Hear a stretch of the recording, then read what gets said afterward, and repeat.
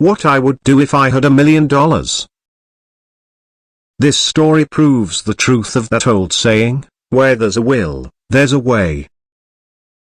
It was told to me by that beloved educator and clergyman, the late Frank W. Gun Solace, who began his preaching career in the Stockyards region of South Chicago. While Dr. Gun Solace was going through college, he observed many defects in our educational system, defects which he believed he could correct, if he were the head of a college. His deepest desire was to become the directing head of an educational institution in which young men and women would be taught to learn by doing. He made up his mind to organize a new college in which he could carry out his ideas, without being handicapped by orthodox methods of education. He needed $1,000,000 to put the project across. Where was he to lay his hands on so large a sum of money? That was the question that absorbed most of this ambitious young preacher's thought. But he couldn't seem to make any progress. Every night he took that thought to bed with him. He got up with it in the morning. He took it with him everywhere he went. He turned it over and over in his mind until it became a consuming obsession with him. $1,000,000 is a lot of money. He recognized that fact, but he also recognized the truth that the only limitation is that which one sets up in one's own mind. Being a philosopher as well as a preacher, Dr. Gun Solace recognized, as do all who succeed in life, the definiteness of purpose is the starting point from which one must begin. He recognized, too, the definiteness of purpose takes on animation, life, and power when backed by a burning desire to translate that purpose into its material equivalent. He knew all these great truths, yet he did not know where, or how to lay his hands on $1,000,000. The natural procedure would have been to give up and quit, by saying, well, my idea is a good one, but I cannot do anything with it, because I never can procure necessary $1,000,000. That is exactly what the majority of people would have said, but it is not what Dr. Gun Solace said. What he said, and what he did are so important that I now introduce him, and let him speak for himself. One Saturday afternoon I sat in my room thinking of ways and means of raising the money to carry out my plans. For nearly 2 years, I had been thinking, but I had done nothing but think. The time had come for action. I made up my mind, then and there, that I would get the necessary $1,000,000 within a week. How? I was not concerned about that.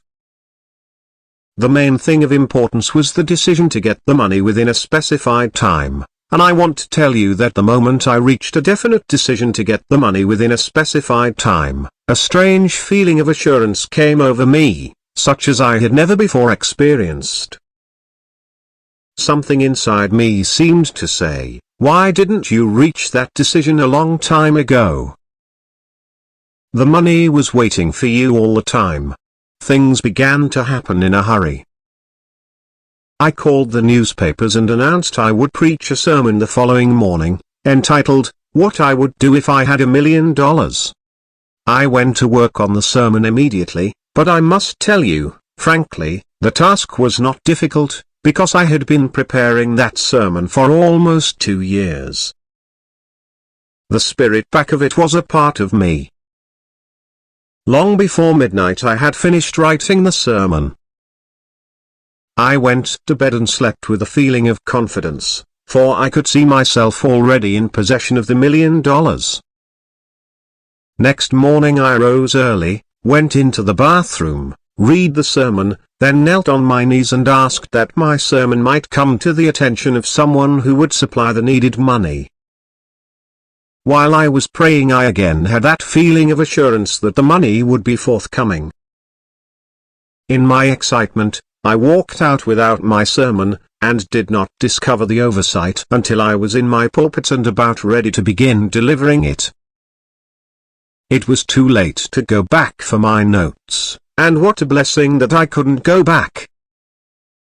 Instead, my own subconscious mind yielded the material I needed. When I arose to begin my sermon, I closed my eyes, and spoke with all my heart and soul of my dreams. I not only talked to my audience, but I fancy I talked also to God. I told what I would do with $1 million if that amount were placed in my hands.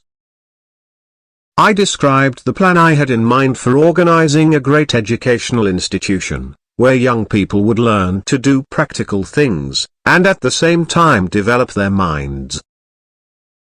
When I had finished and sat down, a man slowly arose from his seat, about 3 rows from the rear, and made his way toward the pulpit.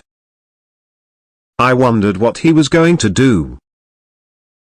He came into the pulpit, extended his hand, and said, "Reverend, I liked your sermon. I believe you can do everything you said you would, if you had $1 million. To prove that I believe in you and your sermon, if you will come to my office tomorrow morning, I will give you the $1 million. My name is Philip D. Armour."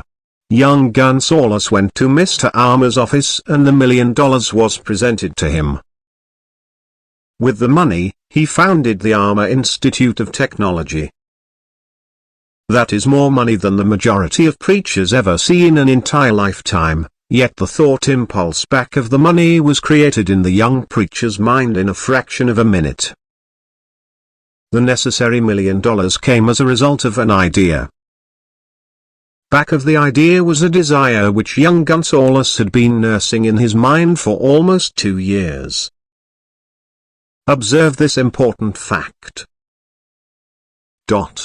He got their money within 36 hours after he reached a definite decision in his OWN mind to get IT, and decided upon a definite plan for getting IT.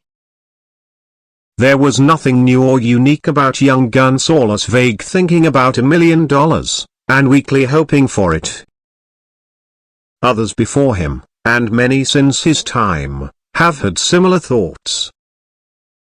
But there was something very unique and different about the decision he reached on that memorable Saturday, when he put vagueness into the background, and definitely said, "I will get that money within a week." God seems to throw himself on the side of the man who knows exactly what he wants, if he is determined to get just. If you are one of those who believe that hard work and honesty, alone, will bring riches, perish the thought. It is not true. Riches, when they come in huge quantities, are never the result of hard work. Riches come, if they come at all, in response to definite demands, based upon the application of definite principles, and not by chance or luck. Generally speaking, an idea is an impulse of thought that impels action, by an appeal to the imagination. All master salesmen know that ideas can be sold where merchandise cannot. Ordinary salesmen do not know this, that is why they are ordinary.